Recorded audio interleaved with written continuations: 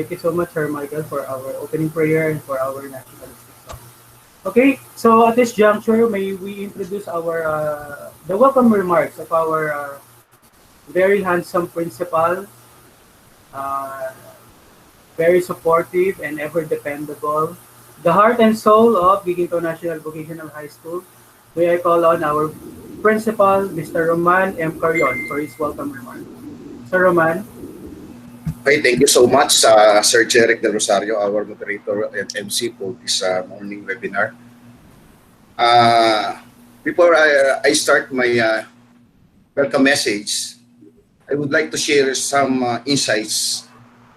If you want to be successful, my dear teachers, try not to focus on success, but rather focus yourselves on excellence.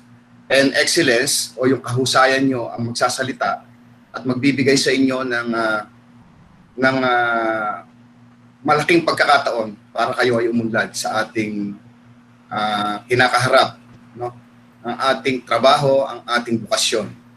And considering na we are experiencing a pandemic issue nowadays that threatens the health condition of the different personalities in the academy, inaasahan ko na lahat tayo ay mag-iingat. I for one, as your school administrator, is fully supported of you. Gusto ko lahat kayo ay nasa magandang kondisyon dahil tayo ang magtatawid ng mga karunungan sa mga batang ito. So to start with, I would like to congratulate, no, the men and women behind this webinar, and I would like to acknowledge my former students. Nagulat nga ako kasi hindi ko masyadong kabisado ang apelyido niya nung may asawa na siya. Nagsalit ako dati, sir. Yes. So I would like to welcome my former students, my former CAT course staff. Mahusay itong ating webinar speaker. When I was serving as teacher 1 and a commandant sa school na kanyang pinag-aralan during her times, and I am very proud to have you, my dear former students. Palakpakan nga natin ng mahina lamang dahil hindi tayo magkakarinigan. Dr. Mary Ann Valentino. Good morning, Mary Ann. Yan, proud ako dahil naging estudyante ko ang ating webinar seminar speaker. Okay. To our assistant principal for academics, Sir Rod Jacinto. To our assistant principal for operations, Madam Tess.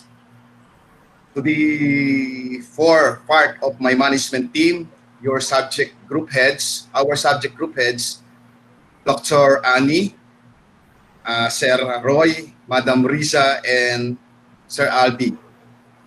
Of course, our very generous and poging-poging tagapagdaloy ng ating programa, Sir Jeric Del Rosario. Good morning, Jeric. And Good morning. yes, and of course, the focal person behind this webinar workshop or webinar, our very own Sir Kyle David Lagi. Sa si Kyle, hindi ko nakikita sa screen. Good morning po. Good morning, David. Okay.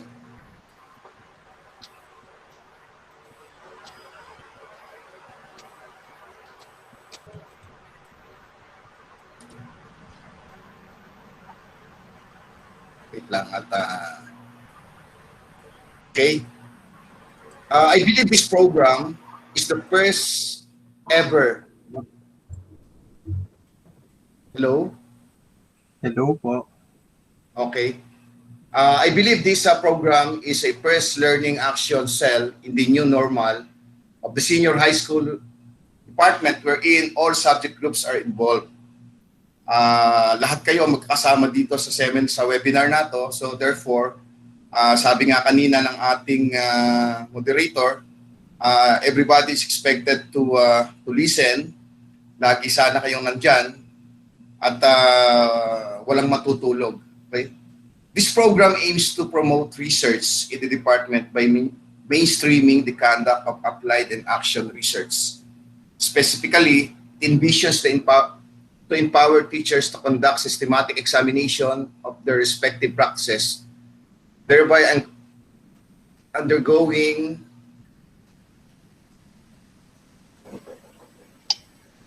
and promote research in the department by mainstreaming the conduct of applied and action research. So, sinasabi natin, try to encourage everybody to feel at ease. Let us anticipate what is in store for you. At inaasahan ko na lahat kayo ay sa panahon ng pandemic na kamukha nito, it is expected from you to capacitate yourselves. Kasi the Department of Education presumes that all of you is working from home. So ibig sabihin nito, kahit nasa bahay lang tayo, nagtatrabaho tayo. Kaya nga meron tayong virtual attendance, meron tayong tinatawag na accomplishment report, meron tayong IWAP and IWAR. Kasi ito yung paraan lamang for us to monitor you kung talaga bang from the word WFH o work from home, nagtatrabaho pa rin tayo, no? Nagtatrabaho pa rin tayo sa ating tahanan. At marami ng mga webinars na sinasagawa ngayon, and to think na malapit na ang August 24, maraming mga adjustment, and isingit ko na siguro nakikinig yung ating apat na subject group heads. So one of these days, you will be having your webinars or your teleconference with your assistant principal to discuss the subject scheduling or the school program na gagawin ninyo. So pagtulong-tulungan natin to, medyo madugo ang aming seminar ni Sir Rod kahapon. At kita ko si Sir Roy, andyan. Yung apat, pagtulong-tulungan natin to, no? Amidst pandemic, inaasahan ko na lahat kayo ay tutulong this time sa ating dali lang. Okay. Inaasahan ko, my dear teachers, na lahat kayo ay tutulong para maitawid natin itong problema natin sa pandemic na ito. No? May awa ang Diyos, one of these days mawawala din to. At magkakaroon na rin ng face-to-face. Although sabi nga, marami tayong pangamba na yun nga pong face-to-face ay hindi matuto ang bata. What more kung ito ay distance learning o blended learning pa. But definitely, yung full trust ko ay ibebest ko sa inyo. Ibig sabihin, I will give my 100% trust on you, my dear teachers, na maitatawid natin at may sasagawa natin ng maayos yung ating programa. With regards to modules, sa ngayon, magkakaroon tayo for the updates, for the DepEd updates, magkakaroon ng centralized reproduction of modules ang Division Office. And we will be sharing our 30% fund sa Division Office to support the initiative of our regional director na mabigyan ng lahat ng module ang mga bata. But sad to say, 50% lang muna for the meantime ang maibibigay. So kinakailangan talaga nating mag-isip ng mga paraan together with my management team. Mag-iisip tayo ng mga paraan kung paano natin may tatawid to. Considering na ang mga bata natin sa senior high school ay techie naman sa computer, inaasahan ko na kung may da-download sana natin yung e-copy ng module, much better sana na ma-delimit natin yung numbers of students that will be claiming their modules come August 24. So siguro ito lang muna yung updates na ibibigay ko sa inyo. Hindi tumitigil ang Division Office, hindi tumitigil ang members of the academy, especially the top level managers, including us, para masigurado na maidi-deliver natin ng maayos yung ating programa with our learning continuity plan na kirnap ng inyong mga management team kasama ang inyong subject group heads, ay inaasahan ko, no? Certain ako na magagawa natin to. And siguro, hindi ko napapakahabaan ang aking message kasi alam naman nyo na kapag nag-message ako ng short, mahaba. Pagka nag-message ako ng long, super long. So, Jeric, take it away. Jeric, good morning. Thank you so much, Sir Roman. Talaga namang si Sir, pagka nag-opening remarks, talagang ang mga namumutawi sa kanyang bibigay tago sa puso talaga, Sir. Salamat po. We are going to remember Thank you so much.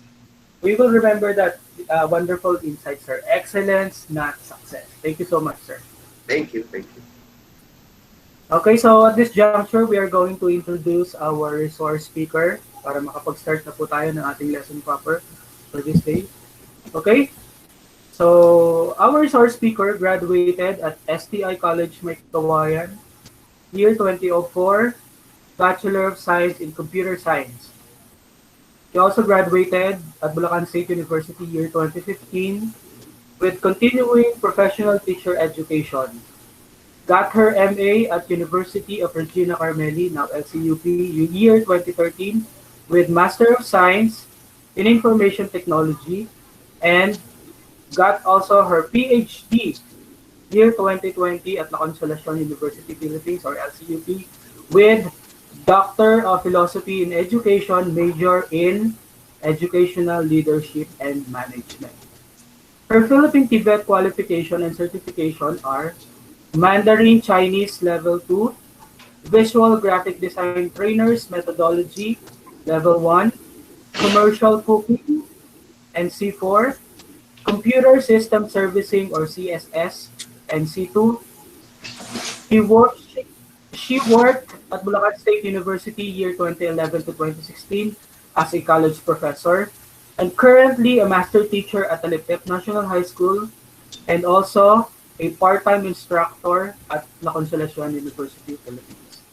Okay, so without further ado, may we have now our resource speaker, the very beautiful ma'am or Dr. Mary Ann G. Valentino. Doc? Thank you po, Sir Jeric Del Rosario.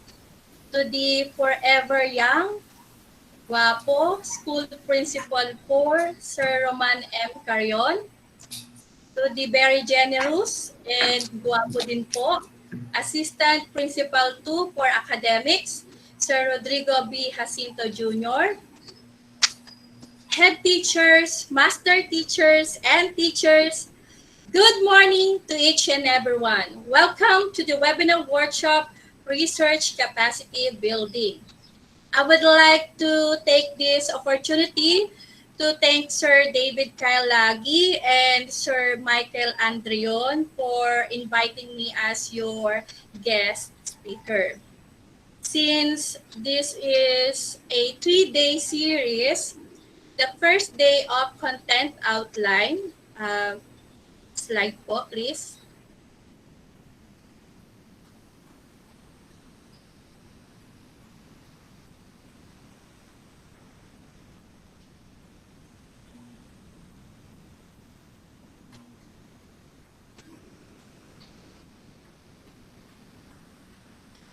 So our first outline is the Regional Memorandum Number 185 Series of 2020, the Harmonized Regional Basic Education Research Agenda. Second, the difference between applied and action research. Then third, the action research and applied research format. So since there will be an open forum for you to ask questions, or if you want to add information about what I presented, and it will be appreciated. First, let us know what is research. Research, it is a systematic inquiry designated to further our knowledge and understanding of subject. It is also a scientific way of providing answers to questions, solutions to the problem. In the Department of Education, why do we need to conduct research? Next slide, please. Is it for our IPCRF so that we can have score? Or is it, do we need to conduct a research in order for us to finish our graduate studies? Next slide, please. Or it is in our lifestyle. We really love writing research. In research, we have two types: the applied research and action research. Now, what is the difference between the two? When we say applied research, it aims at finding a solution for an immediate problem facing a society or an industrial or business organization. While action research, it is an approach which the action researcher and a client collaborate in the diagnosis of the problem and in the development of a solution based on the diagnosis. This is the question. Who should write applied research? Or who should write action research? From the given meaning of applied research, problem facing on a society school, so these are the school head, head teacher, and master teacher. So kung kayo po ay gagawa ng applied research, so dapat po kayo ay school head, head teacher, and master teacher. Now, because yung ating master teacher, ang kanilang IPCRF nakalagay sa kanilang objectives, dapat po collaborative research ang ginagawa ni master teacher.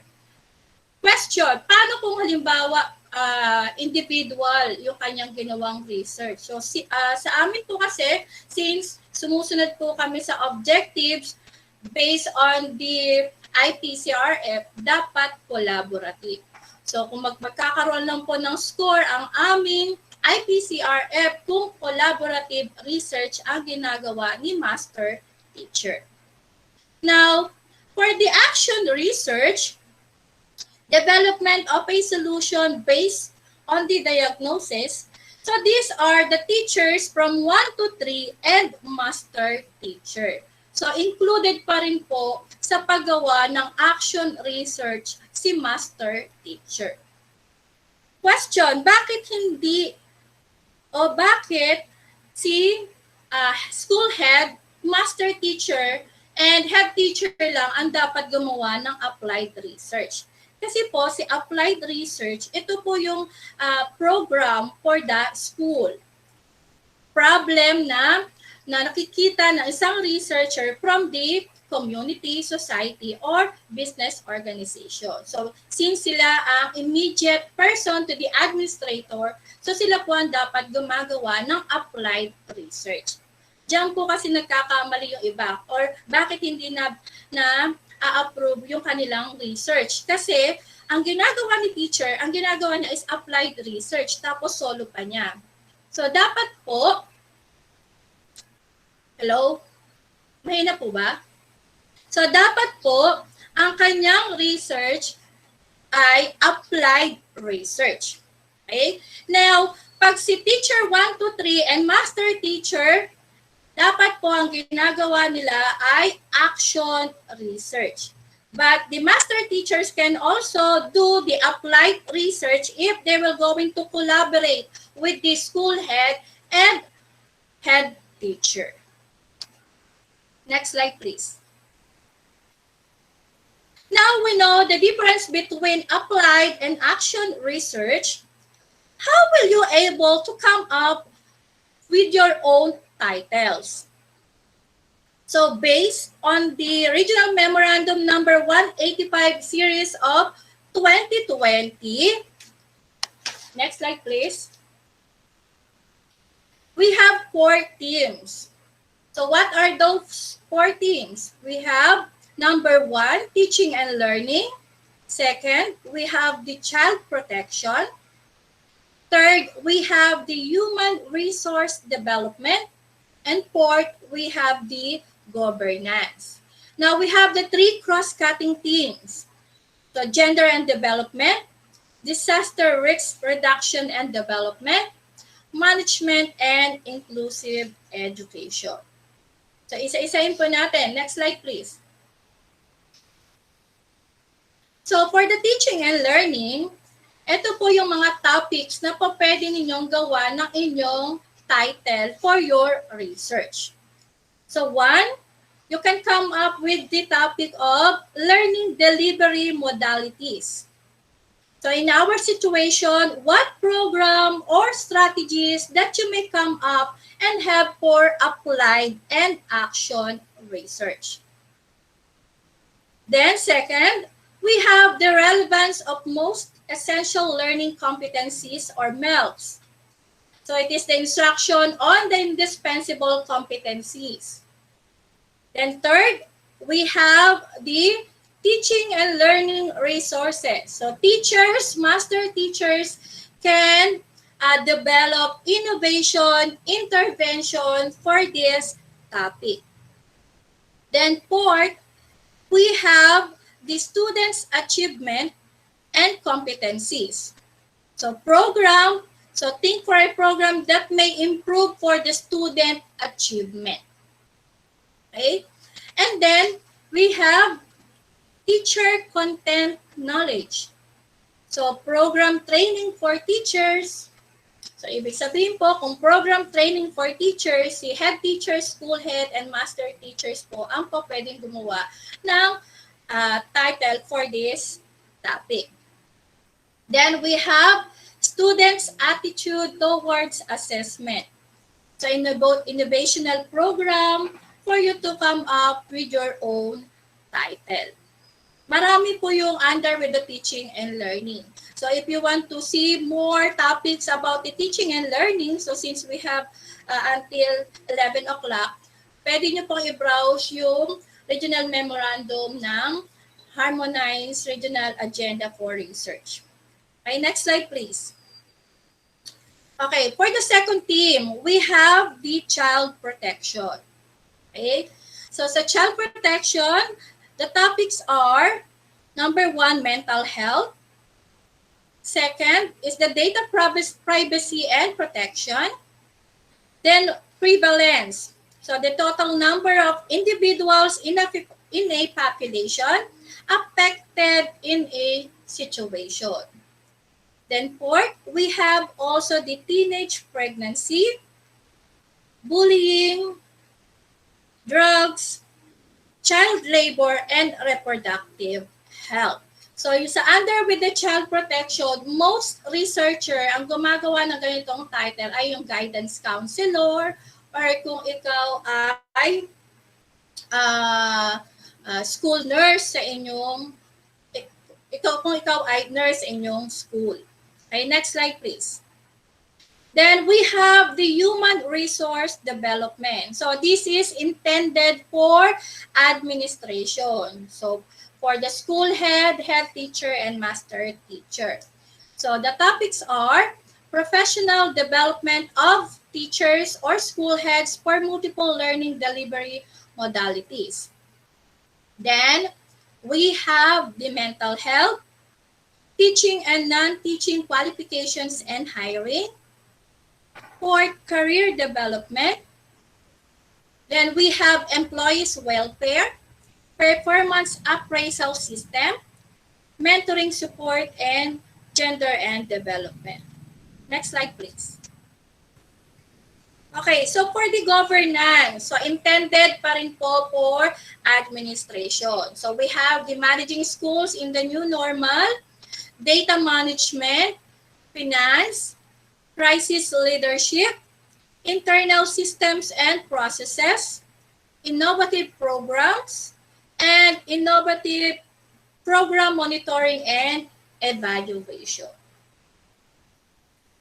Okay, so what is the outline or format for action and applied research?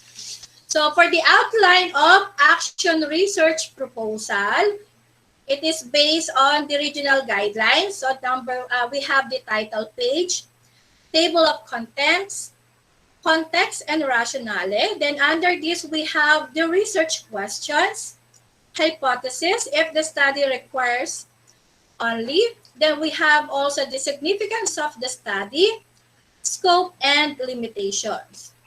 Then we have the method. Under the method, we have the type of research, respondents, sampling method, proposed innovation or intervention or strategy, instrument, data collection procedure, ethical consideration, data analysis, work plan, cost estimates, plan for dissemination and utilization.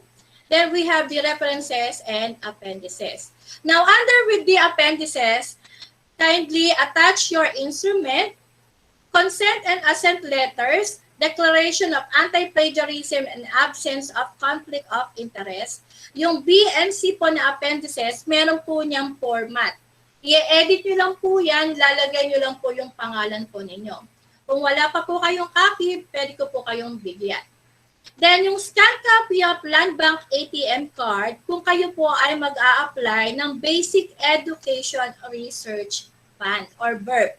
Now, ngayon po, kung hindi naman po kayo mag-a-apply for BERF or for research fund, pwede na pong hindi include sa appendices yung letter D.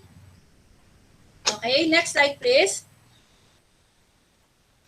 So, outline for applied research proposal. So, ang pinagkaiba lang ni action and applied, si applied, ang kanyang katumbas sa context and rationale is the introduction. Then, nagkaroon po siya ng RRL or Review of Related Literature and Studies, then Conceptual Framework. Then, the rest po ay parehas din ng action research. Maliban lang po doon sa inyong timetable and Gantt chart. Doon sa timetable and Gantt chart, ang katumbas po kasi niyan sa action research ang inyong work plan. Okay? Then the rest, yung appendices, same with the action research.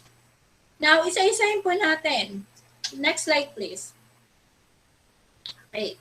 So, paano po ba ang format ng title page? For the title page, it must have a running head, all caps, short title. So, it must be 50 characters or less. So, type nyo lang po at the center of your first page, your title, then the name of the researcher, and from what school you are affiliated. Okay po. Next slide, please. Then, for the footer, ang footer po natin ay Schools Division of Bulacan. Okay po. Next. So, ano ang dapat ilagay sa context and rationale or introduction katumbas sa applied research? So, for the context and rationale or introduction, these are the circumstances that form the setting for an event statement or idea and in terms of which it can be fully understood and assessed. Ngayon po, para hindi kayo nagka-copy and paste ng inyong introduction from the previous study, ganyan po ang palaging nangyayari. So, ang aking pattern po para gumawa ng context and rationale or introduction is the TIOC. So, T is for the trend. So, it is the art of working of what's popular or future demands for the respondents or for your respondents. Now, I is for the issues. Okay? So, study, design, and ethical approval, future demands for the respondents. Then O for the objectives. So, describe what should expect to achieve by your study, by your project, program, or innovation or intervention. Then C is for the contribution. Okay po.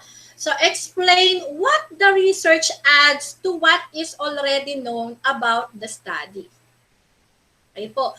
So para hindi po kayo masyadong mahirapan, usually po ang objectives natin, nilalagyan, hindi po ba magkakaroon tayo ng research questions. Dinudugtungan lang natin siya ng 2. Hindi na po, in a statement form po siya ang mangyayari. Instead na questioning. Okay? So kung ano yung research question mo, dapat po, yun din yung makikita sa objectives. Yun nga lang, in a statement form. Okay, next slide please. Okay, for the research question. Okay po. So, it is a clear identification of the problem statement. An ambiguous statement of specific problems related to the major problem. So, dapat po, bago po kayo gumawa ng research question, nakakuha na kayo ng validated instrument for your research study. Bakit? Kasi mahihirapan po kayong gumawa ng isang research question kung wala pa po kayong validated instrument. Okay? Kung wala po kayong mahanapan ng validated instrument or survey questionnaire for your study, you need to validate, magpapa-evaluate po kayo sa EPS po natin since nasa Department of Education po tayo.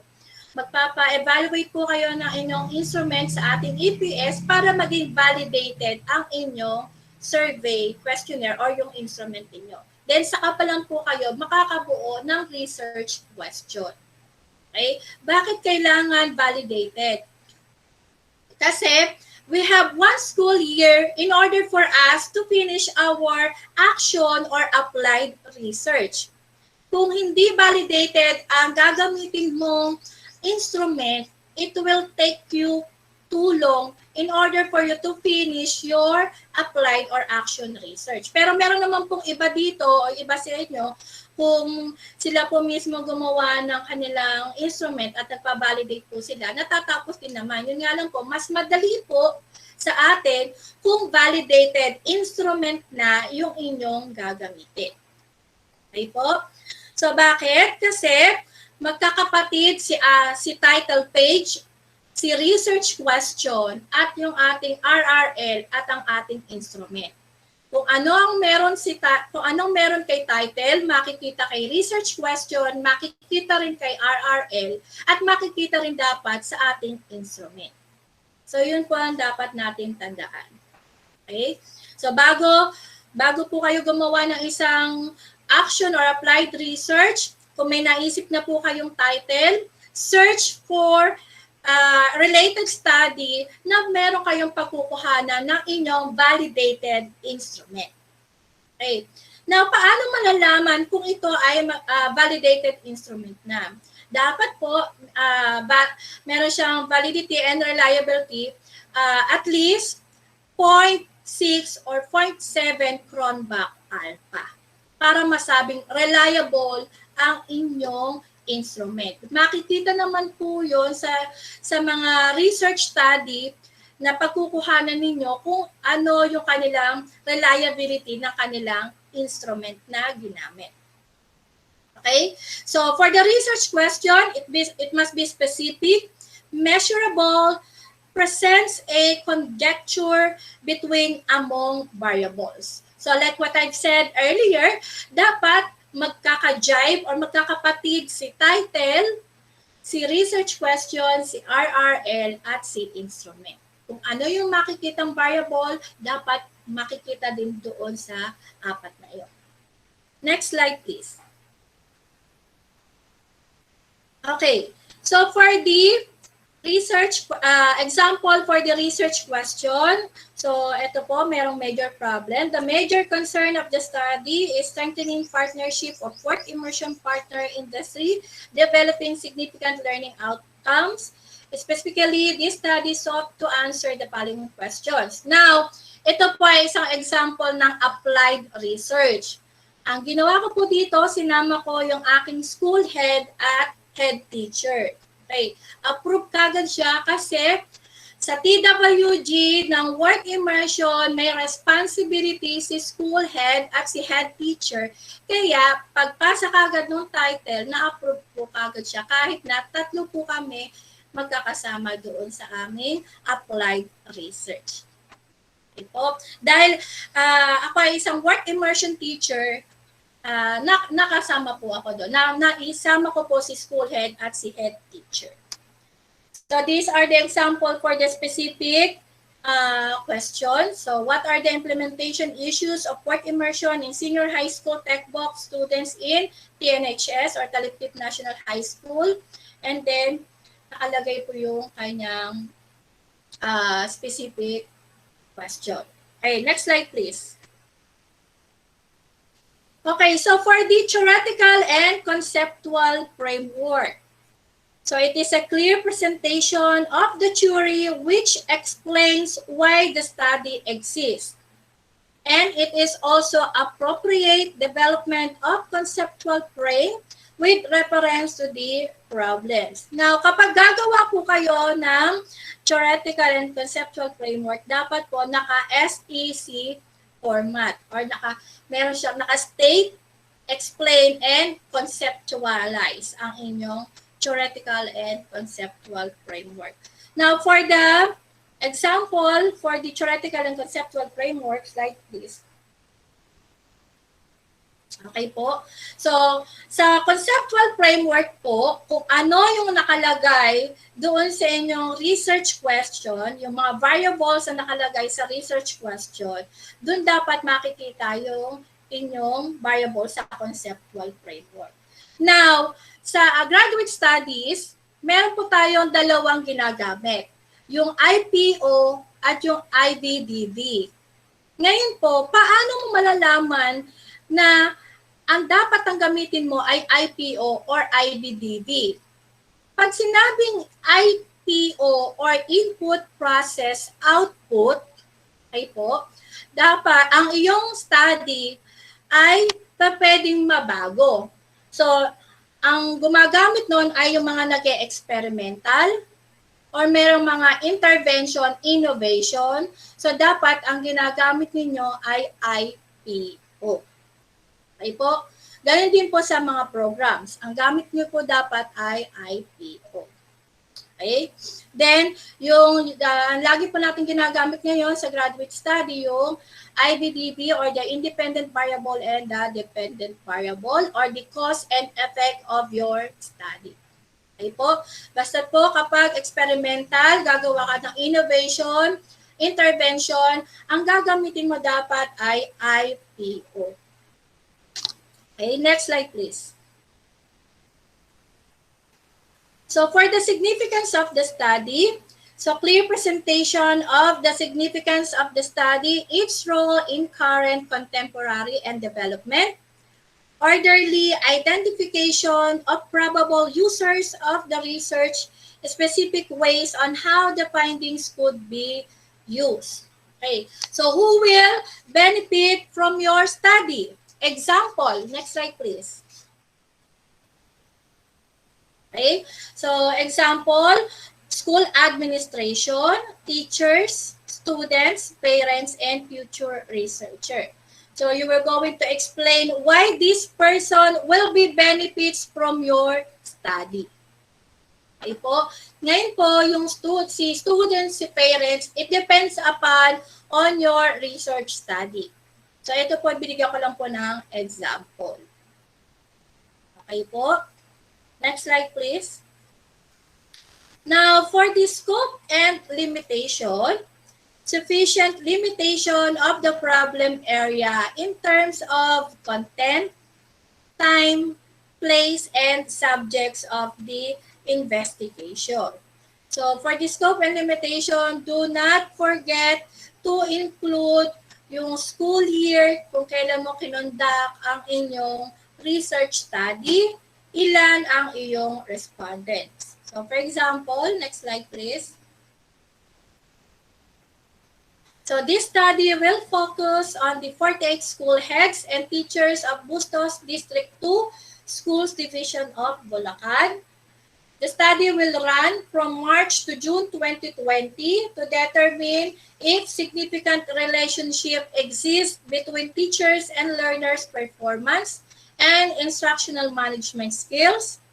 So this study aims to make a new contribution to the extensive literature on the study's research variables, but cannot be generalized at any stage, as in order related studies previously undertaken, so due to small number of respondents. So nakastate po dyan yung ilan at kailan magaganap yung inyong research study at kung sino ang target respondents po ninyo. Okay po, next slide. Now, for the method, okay, so we have the descriptive research design. Okay, under the descriptive research design, meron po tayong case studies, surveys, developmental studies, assessment or evaluation studies, comparative studies, correlational studies, and tracer studies. Now, isa-isahin po natin kung paano mo ba gagamitin itong descriptive research design. Next slide, please.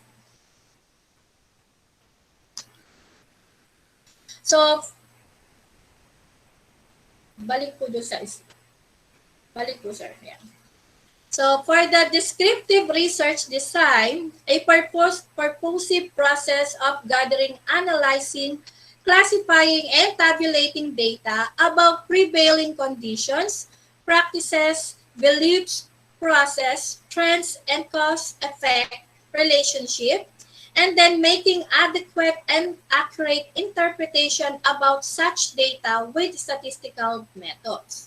Kapag sinabing case studies, it is a type of detailed and in-depth research involving few respondents ranging, tandaan po ha, remember, ranging from 1 to small size of less than 10 over a considerable period of time. So, limited lang po yung involved respondents when it comes to case studies. So, example niyan, a case study of autistic patient. Next, we have the surveys. Okay? So, for the surveys research design, it is used to gather relatively limited from relatively large number of cases. So, paano gagamitin si survey? Example, stresses and coping strategies of COVID patients in the COVID ward. Okay, so magse-survey po kayo sa kanila. So, syempre, napakahirap po mag-survey. Ano po? Pag stresses and coping strategy, siguro kung wala ng COVID, pwedeng ma-conduct yung ganitong type of descriptive research design. Next, we have the developmental studies. So, it's used when one desires reliable information about a group of people over a long period of time. Kaya nga po, developmental, ibig sabihin, meron pa, yung study mo ngayon, next year, magkakaroon ng panibagong result of your study. Kasi iba na yung magiging respondents mo. Next, we have the assessment or evaluation studies. Refers to the study on the efficiency or effectiveness of policies, instruments, or the variables that may be considered. So, example for the assessment or evaluation studies, factors influencing the compliance and non-compliance of mothers to the maternal and child health care program of DOH. Okay po. Then, next, we have the comparative studies. Comparing the result in the differences in certain characteristics according to variable considered. For example, the effects of pineapple juice as an aid in lowering the blood pressure. So, yun po ang pwede nyo going for the comparative studies. Then we have the correlational studies. Okay, kung kayo po ay nag-doctoral, lagi po kinagamit or dapat gamitin si correlational studies. Bakit? Because it will explores the relationship between two or more variables. Then last, we have the tracer studies. So when one wants to follow up the development of certain conditions or particular sets of people. Example for the tracer studies, walang kamatayan na employability and productivity of, for example, TVL graduates school year 2019-2020 or school year 2018-2019. Okay po. Next slide, please.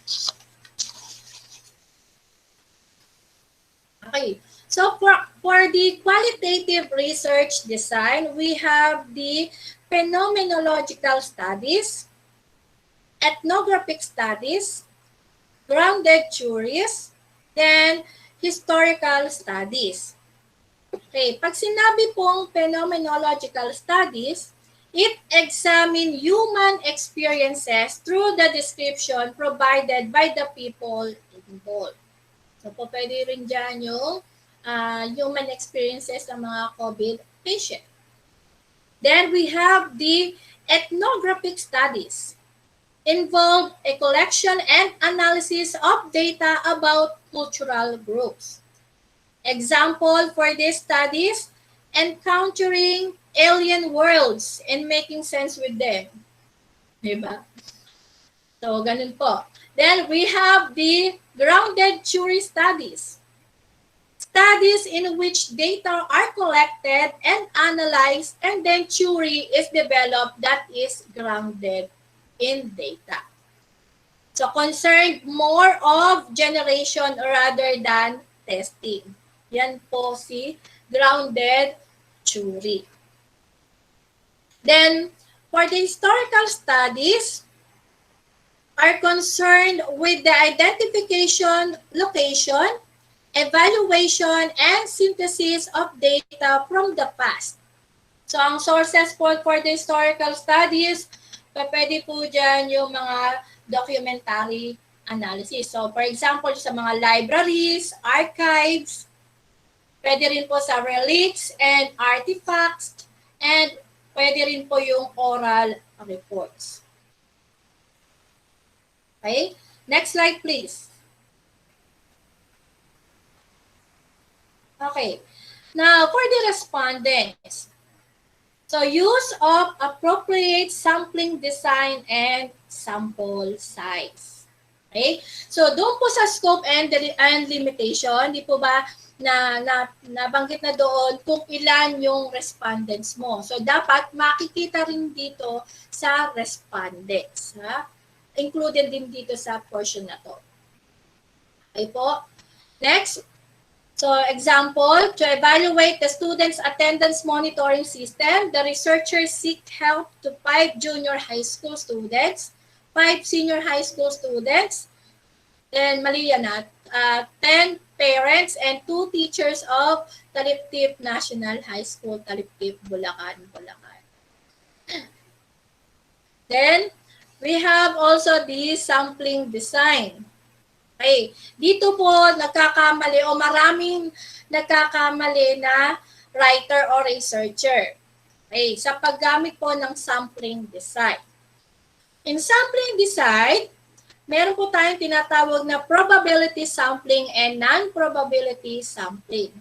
So when we say probability sampling, involves the use of random selection process to select a sample from members or elements of a population. So ano ang dapat mong gamitin for the probability sampling? So pwede po kayong gumamit ng simple random sampling, stratified sampling, cluster sampling, and systematic sampling. As we go along with my presentation, iisa-isahin po natin paano ba ginagamit yung probability sampling na yan. Okay? Next, we have the non-probability sampling. So the elements are chosen from the population by non-random method. So ano po pwede mo magamit for the non-probability sampling? We have the convenience, snowball, or network. We have also the quota. And we have the purposive non-probability sampling. Okay, isa-isahin po natin. Next slide, please. Paano ba ginagamit si simple random sampling? From the word simple. Okay. Assign a number to each member of the population or respondents. Then select the sample through a table of random numbers. So for example, put number 1 to 30 doon po sa inyong respondents. Kung kayo ay hindi techie, magsulat po kayo ng pangalan ng inyong respondent. So i-type po ninyo sa Excel and then kumuha po kayo ng 10. So paano nyo kukunin yung 10? So let's say po sa ikalimang bilang ng inyong respondent, siya yung kukunin mong respondent. For every fifth respondent, siya yung kukunin mo. And then, bilang ka ulit ng another 5, and then siya na po ulit yung kasunod na iyong magiging respondent. So, yan po yung tinatawag na simple random sampling. Kayo na po yung mag-a-assign kung pang ilan kayo kukuha ng inyong respondent. Okay po? So, from the 30, doon po sa kanina example, so makakakuha po kayo ng ilan? 6 na respondent.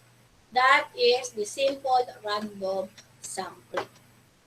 Okay? Next po, we have the stratified random sampling. Okay? Strata. Okay? So, divide the population into subgroups or strata. A simple random sample is taken from each of these subgroup. So, example po dito. So, we have 2, 4, 6, 8, 9. So, okay. So, meron tayong 9 respondents. So, paano po kayo kukuha ng strata dyan? So, subgroup nyo po muna siya. So, pwede nyo i-subgroup according to their age. So, meron po tayong old, middle, and then young age. Tapos, kung from that subgroup, so pwede na kayo mag-focus lang into dun sa middle age or sa young age or kaya doon sa old or sa experienced persons. Okay po? So, stratified. Next, we have the cluster sampling. Okay, so paano ba gagamitin si cluster? Groups rather than people are selected.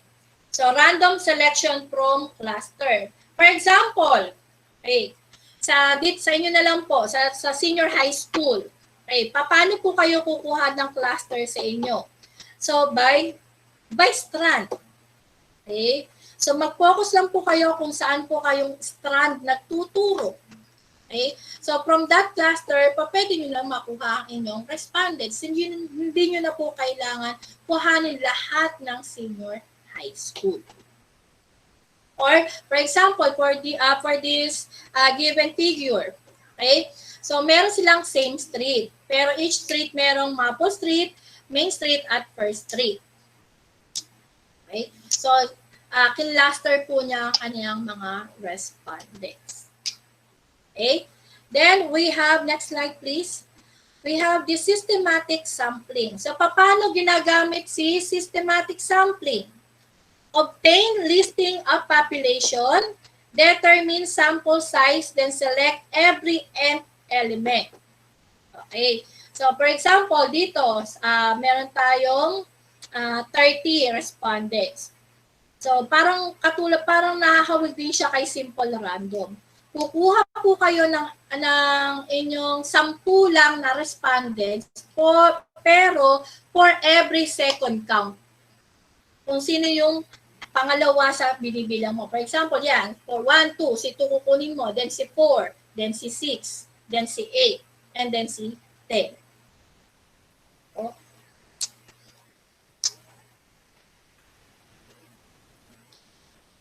Okay. Next, we have the non-probability sampling. So, example niyan, under that, we have the snowball or network. Okay? So involves the assistance of subjects to help obtain other potential subjects. Okay? So paano mo gagamitin si snowball? Dahil techie ang karamihan sa atin, hindi na tayo kukuha ng fishbowl tapos maglalagay ng pangalan ng ating respondents kung ano yung mabunot mo. Pwede na po kayong gumamit ng hat. Hat ba yun o red hat? Okay, tapos random selection po siya. Pwede mo po siyang mabunot sa pamamagitan ng application na yun. Okay? Para din yung sa Tambiolo. Okay? Kung di kayo techie, gumamit po kayo ng papel, sulat yung pangalan ng respondents ninyo. Okay? And then bubunot po kayo doon. Okay? Kung ilan po yung target respondents po ninyo. Next, we have the quota. Okay? So, paano ba ginagamit si quota non-probability sampling?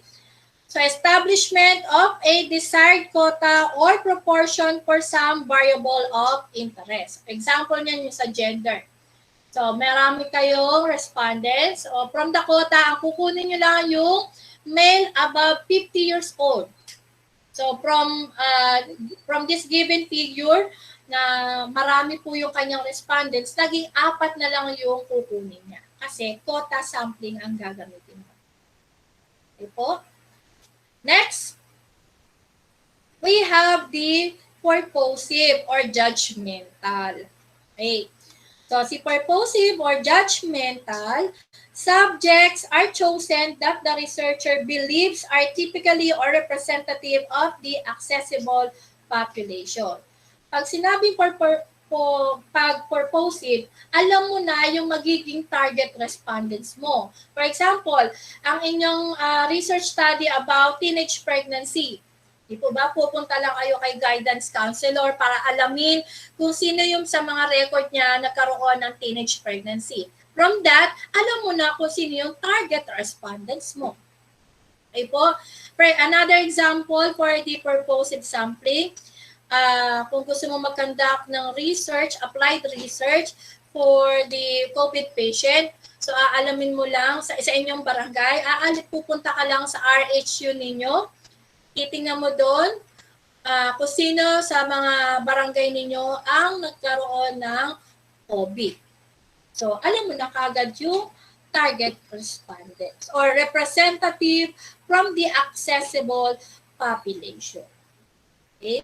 So, yan po yung tinatawag na purposive. Lagi pong tatandaan ang ating mga ginagamit for the sampling design. Diyan po kasi laging nahihirapan mag-isip kung ano ba gagamitin ng isang researcher for their sampling design. So, ulitin ko po, for the probability, we have the simple random, stratified, cluster, and systematic. And then, for the non-probability, ay po, yung pinakamadali, lalo na kung techie ka, pwede kang gumamit ng snowball. Okay? Then, quota. Tapos, ang madalas ginagamit is the purposive non-probability sampling. Kasi, alam mo na kung sino yung accessible respondents for your study. Okay po? Next slide, please. Okay. Now, for the action research, okay, yung proposed innovation and intervention or strategy, ito pong format na to ay para sa action research. Okay. Explain the step or details of your proposed innovation. So, dapat po nakadetalye yung paggamit ng iyong innovation, intervention, or strategy. Then, a screenshot also of your innovation, intervention, and strategy. Okay? For the ethical consideration, tinago ko po yung mga mukha ng respondents dito. And then, next slide please. We have the instrument of the study or the instrument. Okay? So, like what I've said earlier, kung kayo po ay gagawa ng isang applied or action research, may naisip po kayong title from the given 4 themes of the Harmonized Research Agenda, dapat maghanap po kayo ng related study na meron ng validated instrument para hindi na po kayo magpapa-evaluate ng sarili ninyong instrument. Mahirap din pong bumuo ng sarili mong instrument. Di po ba? Napakahirap naman po talaga nun. Kaya para mapadali ang ating buhay, search for a validated instrument. Okay? Pwede po kayong manap kay Google Scholar, Mendeley, or sa ResearchGate. Yan po yung mga pwede po ninyong paghanap. Or sa EBSCO, paghanapan ng inyong instrument. So example, to capture the necessary data of the variables of the study, 3 sources will be utilized with utmost care for accuracy and reliability of information. First, a standard instrument from the study of lions in the year 2020. So, ibig sabihin po, yung instrument na to ay ginamit ng previous researcher in the year 2020 at 2010 at minention nyo po kung sino yung researcher, apelyido ng researcher. So, will be used to determine the level of school heads' instructional management skills. Now, ano yung mga indicators under the instrument of instructional management skills? So, we have the framing the grade, communicating the school forms, supervising and evaluating instruction, coordinating the curriculum, monitoring learners' progress, protecting instructional time, maintaining high visibility, providing incentive for teachers, promoting professional development, and providing incentive for learning.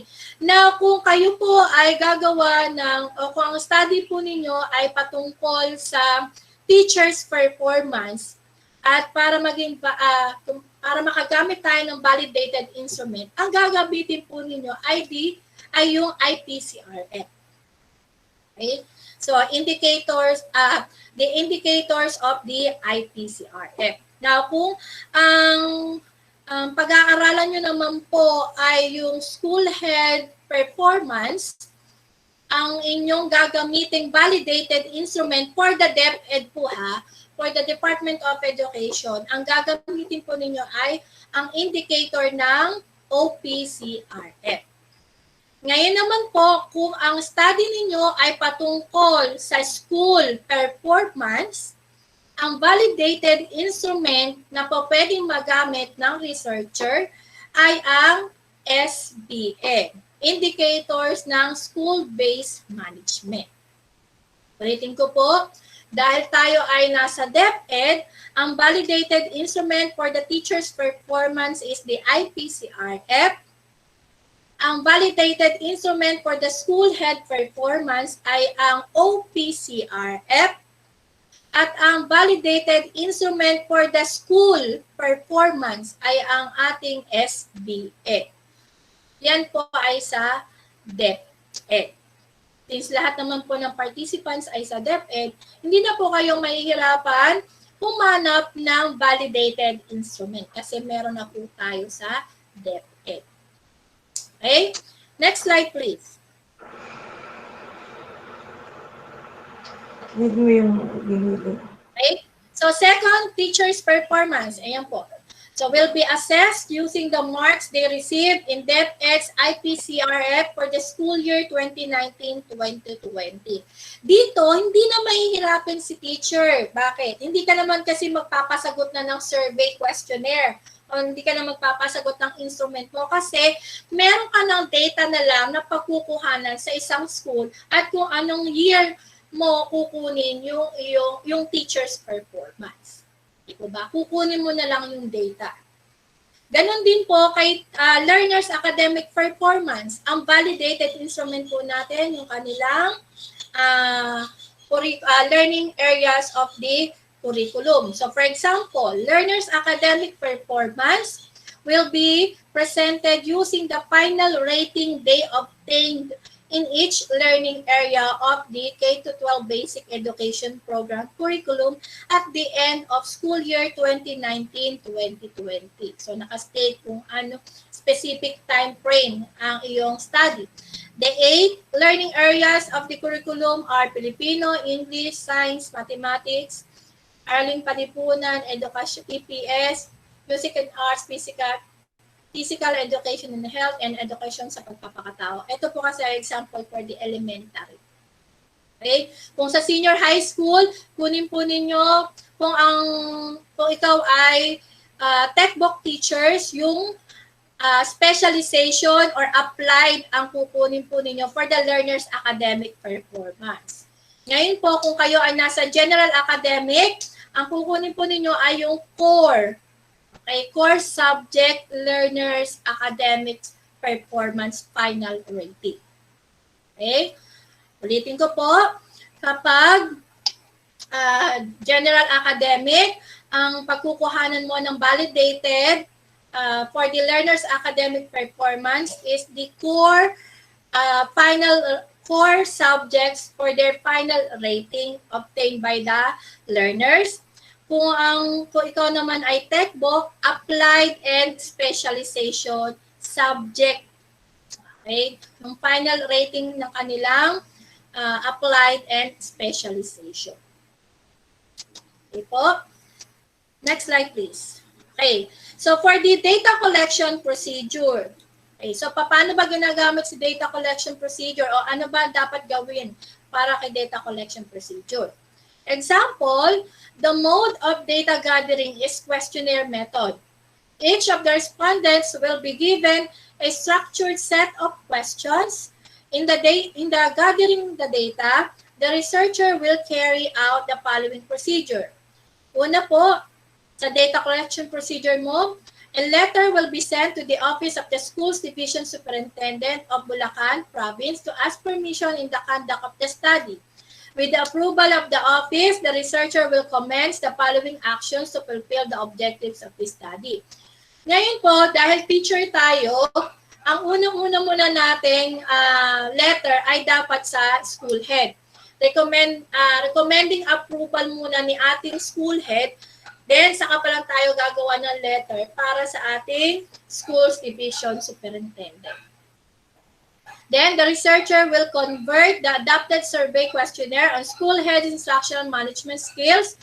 Paano gagawin mo? So, since nasa new normal tayo, the adapted survey questionnaire on school head instructional management skills to a Google form for an online interaction with the target teacher respondents. So, this data will form part 1 of the survey form. So, dito po, sinaad mo na ikaw ay gagamit ng Google Form for an online interaction for your school head instructional management skills. Okay, so before, ang data collection procedure ng mga researcher ay, pupunta ka sa school, you will seek approval for the school head in order for you to collect the necessary data for your study. Ibig sabihin, personal mong ibibigay yung inyong instrument. Okay? Since ngayon, nasa new normal tayo, lahat po ng researcher, ang gagamitin lang po natin ay online interaction.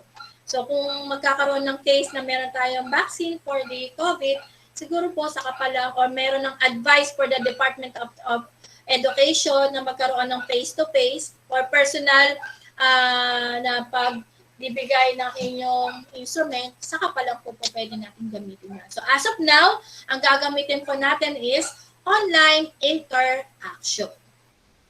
Okay po? Next. Okay, so for the ethical considerations. Okay. Ngayon, sa ethical consideration, ito po ang palaging absent sa MOBs o means of verification ng mga researcher. Kapag ikaw po, ang target respondents mo ay ang learners or students, dapat po meron po kayong parent consent. Okay. So dapat na-orient mo si parent at nabigyan at with their approval na yung kanilang anak ay magiging isa sa mga respondents ng iyong study. Yan po yung pangkaraniwan na wala sa o nakakalimutan ng isang researcher when it comes to action research and applied research. Nakahingi ka nga ng approval sa school head, sa teachers, or sa schools division superintendent, pero you forgot to ask permission for the approval of the parent or guardian. Next slide, please. Example. So the following ethical guidelines observed by the researchers during the research period. Researchers, kasi tatlo yung researcher dyan. The dignity of the respondents was protected at all times. Full consent was obtained from the respondents prior to the study. Acknowledgement of works of other authors used in the study is properly cited using the APA referencing system. So that is the example for ethical consideration. Okay. Next, for the data analysis. Okay. So data analysis, appropriateness of statistical treatment and data processing. Kung hindi ka techie, pwede mong gamitin yung magma-manual ka. Okay? Or kung ikaw naman ay techie, you can use the SPSS or Excel. Okay? Example, next slide please. So the data gathered will processed by computer system using the statistical packages for social sciences or SPSS. The following statistical tests will be applied in data analysis. So one, school head's instructional management skill will be described using frequency and weighted mean and will be quantified using the scale. Okay, tapos lalagay mo rin po kung teacher's performance ang iyong study, ano yung kanyang rating scale, range, and descriptive evaluation. Ganon din po kay learner's performance. Kung ang iyong research study is about the learner's performance, ilalagay mo yung rating scale, range, and descriptive evaluation for the learner's performance. Next slide, please. Okay. So, work plan. Okay. So, ano po ba ang format ng work plan? So, we have the, how many columns? So, 1, 2, 3, 4, 5, 6, 7, 8 columns. Okay? So, strategies, program, activities, task, resources, and timeline. So, ano ang strategies na gagawin mo tungkol doon sa iyong action or applied research? Okay? Then, ano yung program mo? Or ano yung iyong research study? Then, activities na gagawin mo during your research study. Then, task, ano yung mga responsibilities mo in doing your research study. Then, for the resources, we have the materials, financial, and human. So, ano yung mga materials na gagamitin mo in order for you to finish your action or applied research. Then, how much it will be cost. And, sino yung involved person doon sa resources. Kung kayo ay tatlo, the researchers. Okay? Then timeline. Kung kailan matatapos yung kada strategy na gagawin mo for each work plan. Mahaba po dapat yan hanggang sa matapos yung iyong research. Okay? Next, we have, next slide please.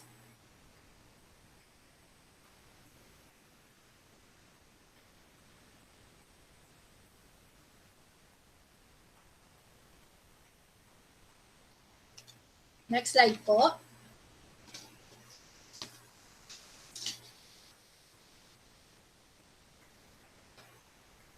Hello, Sir Michael.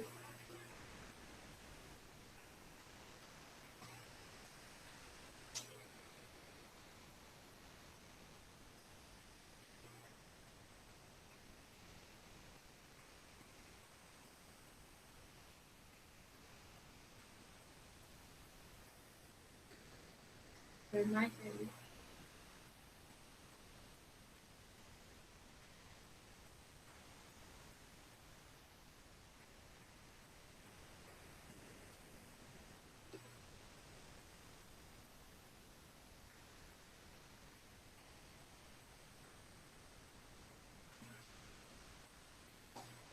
Okay, sige po.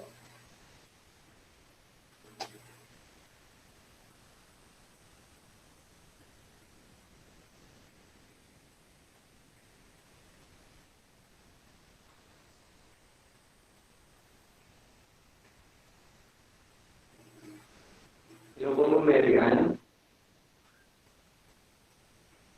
Okay, nakikita niyo na po yung slide ko po.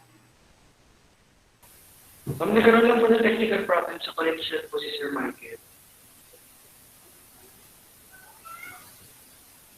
Ano po sir, mahina ang dating. Ma'am, nagkaroon daw po ng connection problem si Sir Michael. Okay, nakikita niyo po sir yung aking PowerPoint. Yung work plan po, ma'am. Work plan. Apo, okay. Po, sir. Apo. So, i-continue ko na lang po. Pwede Sige po? Sige po, ma'am. Go ahead po. Okay po. So, after the work plan po, we have the cost estimates. Okay. So, for the cost estimate, so we have the activities, item description or particulars, quantity, unit cost, and the total amount. Okay. So, kung ano yung nakalagay dapat dun sa work plan, activities mo, yun din dapat ang nakalagay sa cost estimates. Okay. Under the activities of cost estimates. Then, ano po yung mga materials needed mo for that activities, ilalagay po ninyo. Then, ilan yung quantity na kailangan mo for that materials.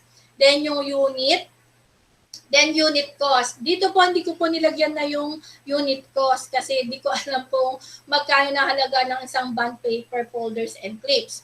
So, maglalagay po kayo dyan, magkano ang halaga ng isang rim ng bond paper, ilalagay nyo po sa unit cost. Then, lalagay nyo po under also ng total amount. Then, ink, ilan ang isang ink? Ay, ilalagay mo rin sa unit cost at sa total amount. Ganon din po kay folders and clips. Kung 5 ang kailangan mo, times kung magkano yung halaga ng folder and clips, lalagay mo muna yung unit cost. For example, folders and clips ay 10 piso. So sa total amount, kung 5 siya, di ba, meron kang 50 pesos na magagastos for the folders and clips. So and so on and so forth. Hanggang sa, dapat po kung kayo ay mag-a-apply ng verb, as much as possible, hanggang 5,000 lang po ang kakayanin for the research fund. Okay po. Again, kung kayo po ay mag-a-apply for the Basic Education Research Fund, kailangan po ninyong gumawa ng cost estimates. Ngayon po, kung di naman po kayo mag-a-apply ng research fund or BERP, pwede nyo na pong hindi ilagay si cost estimates. Pinatatanggal na po ni Ma'am Maribel yan kung hindi naman po kayo mag-a-apply for BERP. Pero sayang din po, malay nyo, di po ba ma-approve yung inyong research for BERP, di maglagay na kayo ng cost estimates. Sasabihin naman po ni Ma'am Maribel kung ang inyong research study ay approved for BERP or basic education research lang siya. Next, we have the plan for dissemination and utilization. Okay? So we have the objectives, strategy, audience, resources, and timeline. Okay? Ngayon po, itong binibigay ko sa inyo ay isang example lang. Meron po kasi, baka meron po ibang researcher dito na iba yung format na ginagamit nila for work plan, cost estimates, and plan for dissemination and utilization. This is just an example for the benefits of the participants.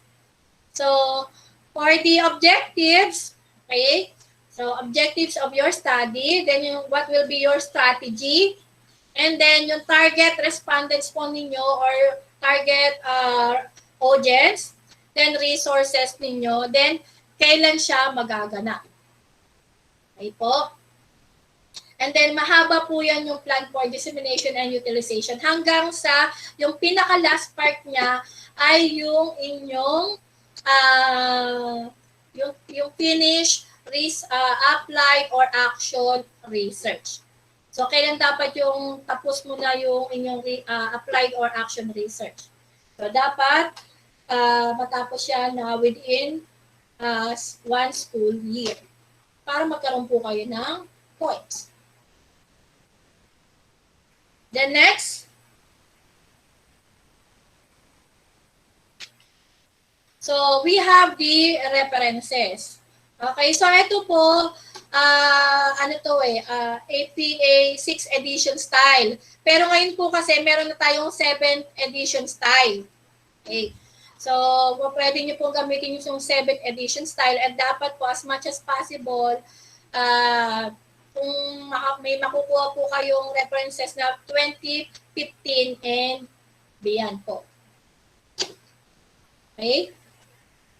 So, next, we have the appendix or appendices. So, sa appendices po natin, katulad ng sinabi ko kanina, under with the appendices, we have the letter A, yung instrument. So, palagi pong ganun. Kung kayo po ay magpapasa ng proposal, naka-include na ang inyong instrument o yung survey questionnaire na gagamitin mo for your study. Okay? And then, we have the yung letter B, declaration of plagiarism and assent of letters. Yung pong para sa applied research, magkaiba po yung appendices niya for, compared to the action research. Ngayon po, para dun sa mga participants na wala pa pong copy ng ganong format, pwede rin po ako magbigay or pwede rin po kayong humingi ng format po dyan sa inyong colleague. Since marami naman po sa buke, nagkakonduct ng research. Ay, lalo-lalo na po yung inyong master teacher. Ay po, summarize ko lang po yung aking pinesent. So, harmonized regional basic education research agenda. Difference between applied and action research. So again, pag applied research, dapat po si school head, head teacher, and master teacher po ang gumagawa ng applied research. Okay. Bakit sila? Dahil for administration po si applied research. So, pwedeng mapabilang si master teacher kay applied research kasi siya ang immediate person na kailangan ni administrator. Okay po. Then yung action research, so sa teaching and learning, dahil si teacher 1 to 3 and master teacher, ang ating unang immediate person na may involved sa ating study ay dapat ang estudyante. So, dapat ang gagawin natin ay action research. Okay po. Kaya po, minsan kung halimbawa pong si teacher gumawa ng isang action research tapos nakasama si head teacher, minsan hindi po na-approve. Kasi po, ang kanyang focus ng study ay for teaching and learning. Ang immediate person po for teaching and learning ay si teacher lang. Si school head po kasi or si head teacher ay para sa school program. Okay po, ganun po yun. And kung ang ating format naman po ng action research and applied research. So ulitin ko po, ang pagkakaiba lang ni action and applied research, si action research, context and rationale, si applied research ay introduction. Nabago lang yung term. Okay? Pero ganun din po. Tapos, si applied research, nagkaroon ng review of related literature which si action research wala po siya. Okay? And then, meron din pong conceptual framework si applied research. Si action research ay wala. Okay po? I hope po na kahit papaano po ay meron po kayong natutunan sa aking nai-present.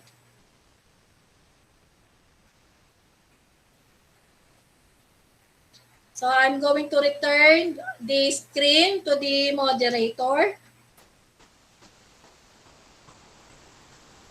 Okay, thank you po, Dr. Mary Ann Valentino, for your discussion about the action research.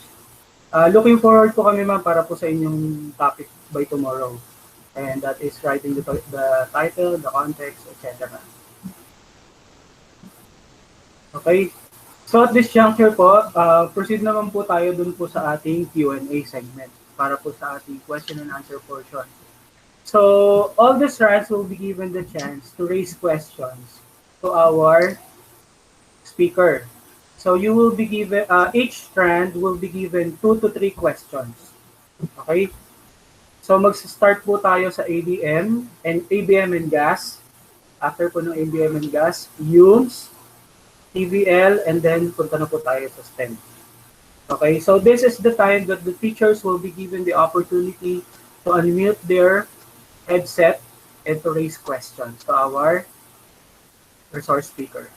Okay, so Sir Roy, meron po bang question ng ating to ABM and gas? 2 to 3 questions lang po, sir. Okay, may we request our ABM and gas teachers if you have questions or clarification with regarding the discussion of Doc Mary Ann, please. Mga kasamahan po.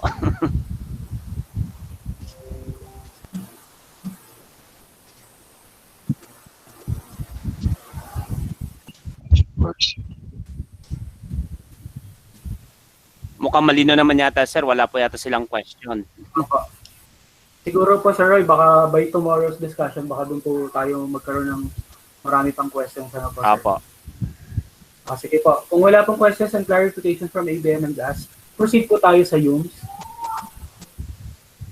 UMS teachers po, baka meron po tayong questions kay Doc Marian. Okay, good morning po. Hello. Yung teachers, you have questions po. Good morning po, Doc. Salamat po. Yung teachers, very clear. Sir Jerry, you have question?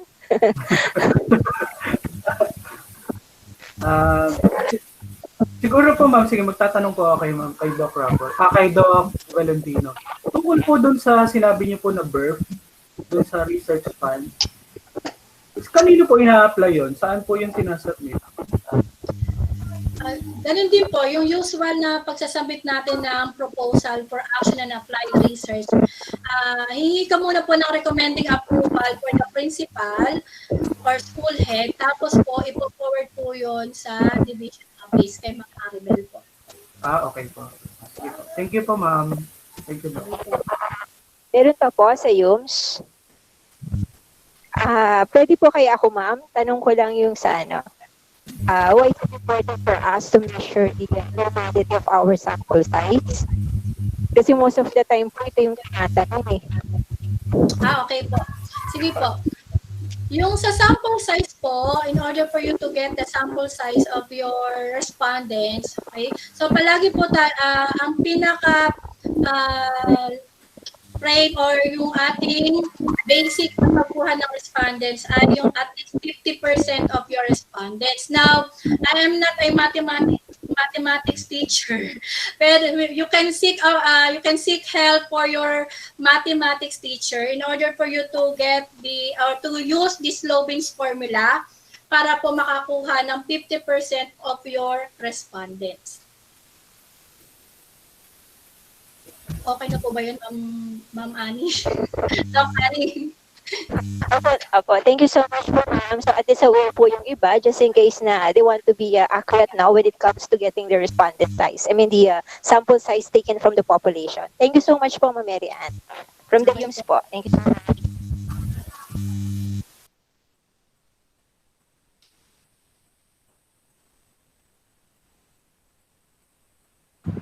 Meron pa po bang iba, Sir Jerry?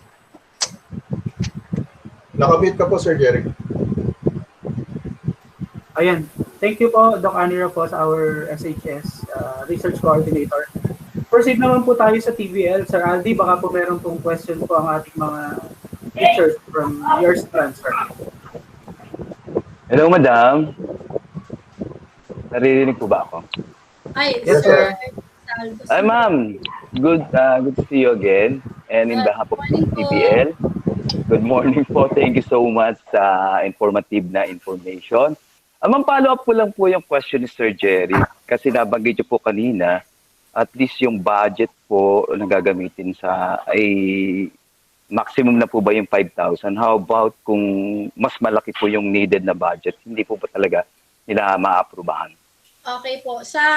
Ang advice po kasi sa amin ni Ma'am Maribel Perez doon sa yung ating SEPs po sa research, ang binabudgetan lang po, alam po yan ni Doc Ana, binabudgetan lang po ng region ay maximum po ng 5,000. Maximum na po talaga yun. Parang bibira po yata yung ma-approve ng beyond 5,000. Pero as much as possible daw po, kung kayo po ay mag-apply for birth, 5,000 po kayo magko-costing. Okay po. Thank you, Madam. Okay po. Okay, thank you, Sir Aldi, for that question. Sir Proceed na po. Jerry, Yes, Sir Michael. baka may gusto lang pong magtanong, nahihiya lang. Pwede naman pong gamitin yung chat box for the questions. Kung meron time pa, mabigyan natin ng attention yung mga questions po. Thank you so much, Sir Michael. Okay, proceed naman po tayo sa ating last strand, yung pong ating STEM strand. STEM. Ma'am Risa, baka po meron pong questions ang ating mga Hello teachers. po, good morning. Good morning po sa lahat. Congratulations, Ma'am Mary Ann, and thank you po. Thank you po. Good morning po. Ma'am, may nagpapatanong lang po from STEM. Ito po yung tanong po niya. Bago daw po ba gumawa ng research question, dapat talagang validated yung instrument na gagamitin. Hindi po daw po ba dapat ay bago kumuha ng tools, dapat po inaalam muna yung dapat kong gawin. Yun po yung question niya.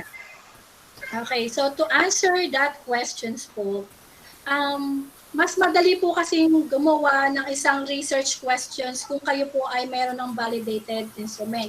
Kasi ano ang ilalagay mong indicators for your questions? Saan ka kukuha ng mga indicators kung wala kang validated instrument? Po ba? Kung halimbawa nakagawa ka na ng research questions tapos wala ka pang validated instrument, lalo ka pong mahihirapan makayari ng iyong research. Kaya po nagtatagal po ang isang researcher sa pagbuo ng isang applied or action research. Nauna kasing gumawa ng research question bago maghanap ng validated instrument. Kung ano po yung nasa instrument po ninyo, yun dapat ang nakikita sa inyong research question. Okay po, thank you, ma'am. Thank you din po. Okay, thank you, Ma'am Risa, and from the STEM strand. Meron pa po ba tayong question? Meron po tayong chat box dito kung meron po tayong naisip na question. Clarification from our resource speaker. Pwede po natin ihabol pa. Meron pa naman po tayong few minutes before we end the program. Meron pa po Jerry? ba? Yes, sir. Jerry? Go ahead, sir. Go ahead. Yung sinasabi ng ating webinar speaker, tama siya, no? Don't make yourselves miserable. Humanap kayo ng validated na instrument kasi iyan ang magpapahirap sa inyo kasi considering that the validated instrument should be validated by 5 or 5, tama, Marian? Yes po, Doc. Yes, 5 credible personalities sa graduate school o kung saan man at hindi ganun kadaling mag-craft ng isang validated instrument. So tama yun. At the same time, tama rin yung kanina pinakikinggan ko siya na as much as possible, humanap kayo ng mga, yung kung magde-develop kayo ng title, try to search for a parallel. Yung meron ng nag-conduct ng study. Kasi kapag yung study mo, as per instrument ko, no? As per experience ko, nagbigay ako ng title na halos wala siyang parallel study. Pinaulit sa akin, considering na talaga daw mahihirapan ako, during my times na nagsusulat ako ng aking research, master's, yung aking thesis. But now, tamang-tama nga itong research na to, kaya nakikinig ako kanina. Kasi as of now, nagde-develop ako ngayon ng title ng aking dissertation proposal, dissertation title proposal. And to think na nadaanan na nating lahat yun, still, talagang medyo mahirap kasi in-depth ito, high-end ang dissertation. Talagang pagbubuhusan nyo ng pansin. Kung magsusulat lang kayo at hindi nyo ipopokus yung sarili nyo, your effort will be put in vain.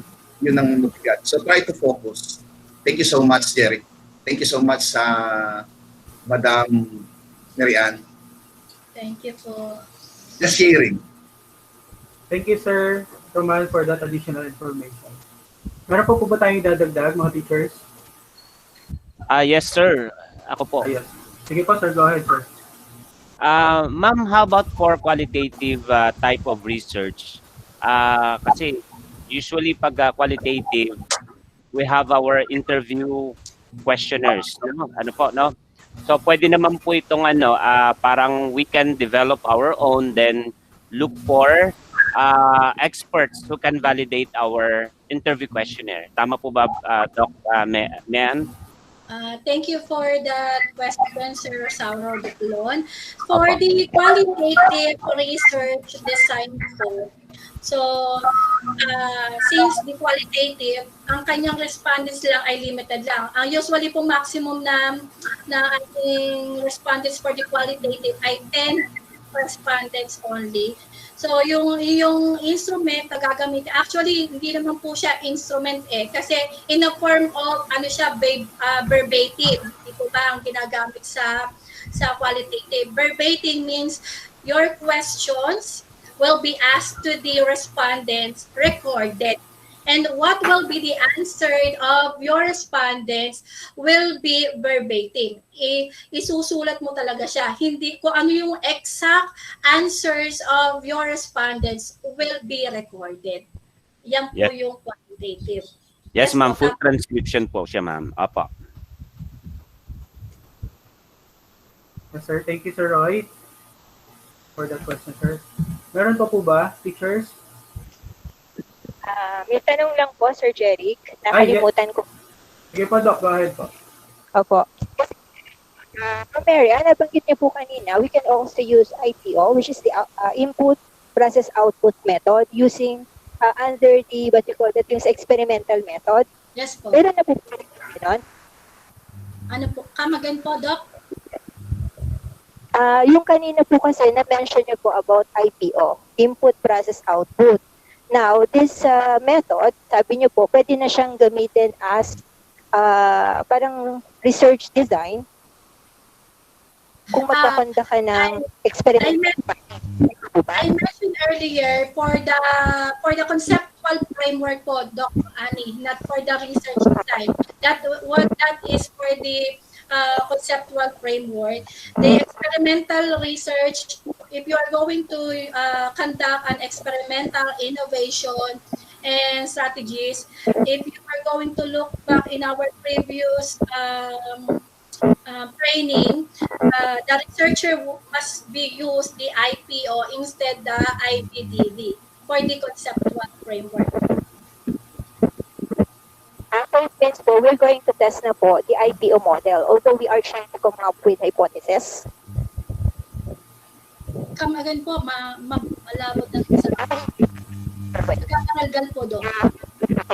Kasi when we conduct po ba ng experimental research, we usually rely on the conceptual framework.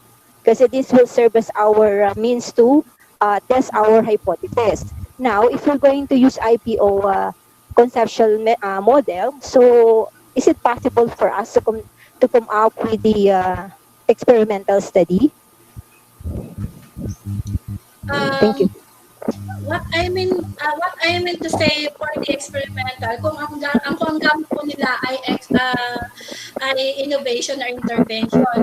If you are referring to the experimental, yung control group and uncontrolled group, yun po yata po yung ibig niyo pong sabihin, Doc. Kasi before po, I am used to have this what you call IPO conceptual framework. But most of the time, I'm just using it under the descriptive method or the qualitative research method. So most of the time, if you're conducting the investigative or the experimental research method, we are usually have this what you call IPDB model. Yes. Yes po, Doc. Changes na po ngayon.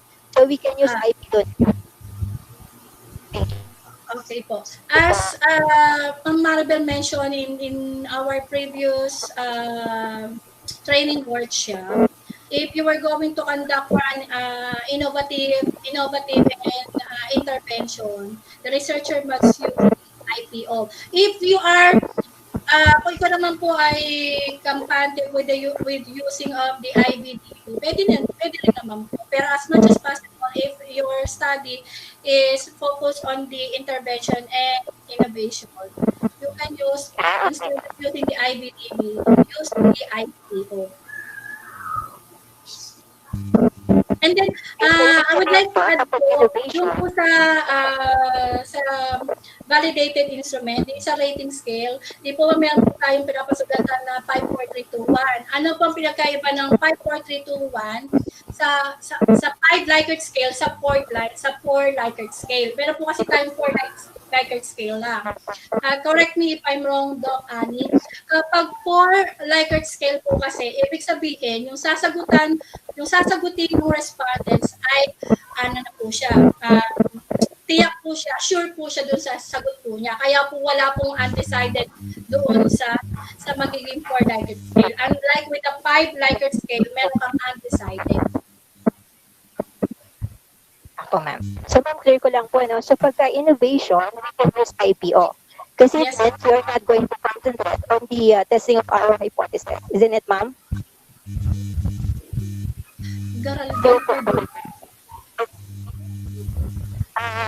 So, clear ko lang po, ma'am, no? So, if we're going to do innovation, so we can use it, or we can also use the IPO model. So it means we're not going to test our hypothesis, considering that we don't have it in our conceptual framework. Tama po ba, Doc? I mean, Ma'am Mary Ann. Yes po, Doc. Tama po yun.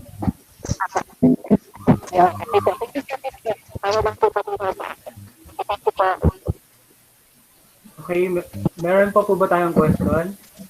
Doon po sa iba, sa ating mga co-teachers. Meron pong tanong po doon sa Comment box. From TPL department daw po, yung card at progress chart po ba ay isang validated instrument for students? Yung card po, yung tinatawag po natin na report card. Ibig po sigurong sabihin dyan. Okay? Report card ng learners. Diyan po tayo kukuha ng ating learners' performance. Yung kanilang obtained rating for specific subject. So, like what I've said earlier po, kung kayo po ay nasa strand ng general academic, so you must get the data from the core subjects of the learners. But if you are in the textbook, so specialized or applied for subjects po yung kukuhanan po ninyo ng obtained rating ng bata. Yes po, yun po ay isang instrument. Validated instrument. Yes po, parang meron po yatang gusto magbigay ng comment. Parang may narinig po kanina. Any comments po? Any comments po? Clarification? Questions po from our and anything na gusto po nating i-add? Siguro po wala na po tayong question. Okay, so time check, it's 11:01. So medyo naamoy ko na po yung nilulutong tinola ng nanay ko. No? So parang siguro pwede na tayo mag-end in a few minutes. So bago po tayo mag-end, Doc Mary Ann, let me just read this. Yun po para po dun sa ating written output or research output by tomorrow para po makapag-prepare na rin po ating mga teachers. So we all know that teachers nowadays are so busy doing their LRs or their modules. So meron po tayong minimum requirement and maximum requirements or complete requirements for the written output by tomorrow. So for our minimum requirement, ang ipapasa lang po bukas ay yun pong ating writing the context or the introduction and rationale. para po dun sa ating minimum requirement. Now, if you really want to challenge yourself, do the complete requirements, which is these are the following: writing the title, the context, or introduction and rationale. You add the research questions and instrument of the research proposal. So yun po yung i-critic po, ini-evaluate ng ating pong resource speaker by tomorrow. Okay? Reminder lang po. Para po makapag-prepare na po tayo. Kung meron na po tayong pwedeng gawin mamaya. Before we start the webinar by tomorrow. Okay? And then another reminder, meron po tayong clock out. So mag-attendance po ulit tayo mamaya pagkatapos po ng ating pong webinar para po dun sa ating for today's presentation. Okay? And another thing, so naka-upload na. Apo. Sige, yan, yes, Sir Roger. Naka-upload na daw po yung ating kailangan. I would like to thank, of course, Dr. Mary Ann Valentino, and of course, I would like also to thank Sir Michael sa pag-assist po sa ating resource speaker. Okay? Sana po, nagpuputol-putol lang yung net kaya nawala kanina. Yes, Sir Michael. Thank you po. Meron pa po ba tayong gusto i-add from our principal, Sir Roman? Napakaganda ng ating nasimulan at inaasahan ko na magtutuloy-tuloy ito. Gusto ko sana mag-share ng how to develop the title sa dissertation, but time constraint hindi na uubra. Gusto ko sana i-present sa ating sa estudyante ko dati na ngayon siguro siya magtuturo sa akin. Glad to say, it is interesting to note that my former student is now a doctor. So, very grateful naman kaming mga teachers mo, Mary Ann, kasi one of these days, makasama ka namin sa ladder ng managerial position dito sa DepEd. Tinitingnan ko yung presentation ko kanina, kasi ito yung dinevelop kong title with the help of our Doc Annie.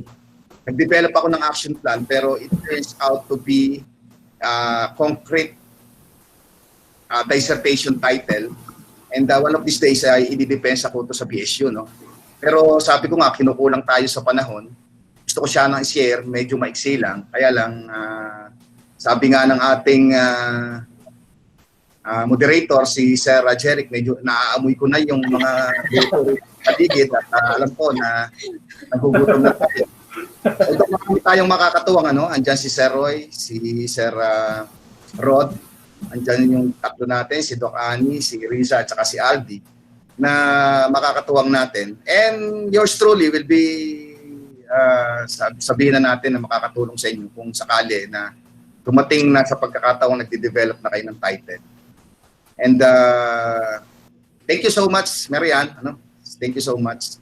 And God bless us even more. Thank you so much. Miss you po, sir. Miss ko po pagsasayaw po natin. Please, mag-reunion tayo ulit. Thank you po, Sir Roman. Sir Roy, Sir Rod, any words, Sir Rod?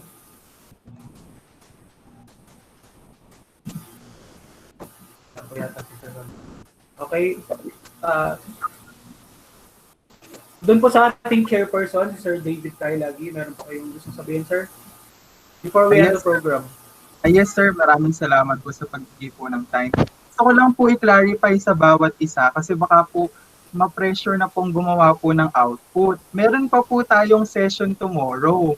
So, yun po yung part 2. Doon po tayo tuturuan, magsulat, mga requirements na binanggit. Yun po yung research title, context or rationale and introduction, instrument, and tsaka po research questions. So, tuturuan po tayo bukas.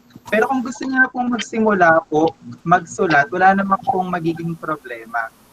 Gusto ko rin po sana ipaalala po sa lahat na ito po ay pwedeng individual, pair, or by group of them po. So, mas maganda din po magsimula ang session tomorrow ay makapaghanap na po tayo ng ating kapares o kagrupo kung yun po yung gusto ninyo gawin o sistema sa atin pong magpapasa. Then yung link po, yung presentation po ni Doc Valentino, ibabahagi po namin lahat yun kapag na-collecta na po namin lahat ng presentation on the last day of the webinar workshop po. Yun, kung meron po kayong mga katanungan or any concern, pwede po kayong dumiretso po sa akin o kasi naman po sa miyembro po ng atin pong programa. Maraming salamat po. Okay, Jerry? Yes, sir. Sir, go ahead. Magre-request lang ako, photo ops. Baka pwedeng magbukas ng camera lahat para lang Yes, sir. makuha lahat. Kailangan natin yun sa documentation.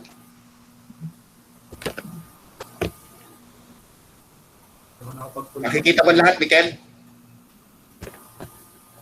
Si Michael. Sir Michael, naka-ano po, mute. Ayan. Limited lang po, sir. Yan. Nakikita ba lahat ng participants? This time, makikita natin kung sino yung natulog, sino yung nawala. Virtual. Sir Melky, vision. Sir Melky, meron ka ba ng extension? Baka pwede naman pong pa-screenshot para yung kita po lahat ng mga screen natin. Yes, alam nila yan, yung paglalagay ng grid. Makukuha tayong lahat dyan by means of additional application like grid. Kaya ni Michael yan.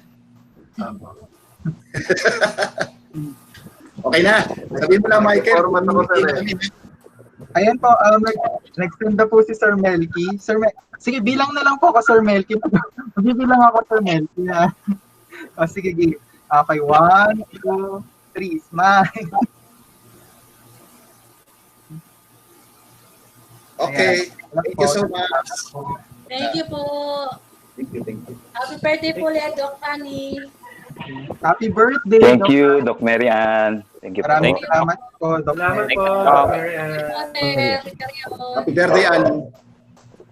Happy birthday, Madam Annie. Salamat Okay, po so- sa lahat. See you tomorrow po. Thank you rin, Sir Kyle. So, Jeric, Thank Sir you Michael, po, sir. thank you sa inyo lahat.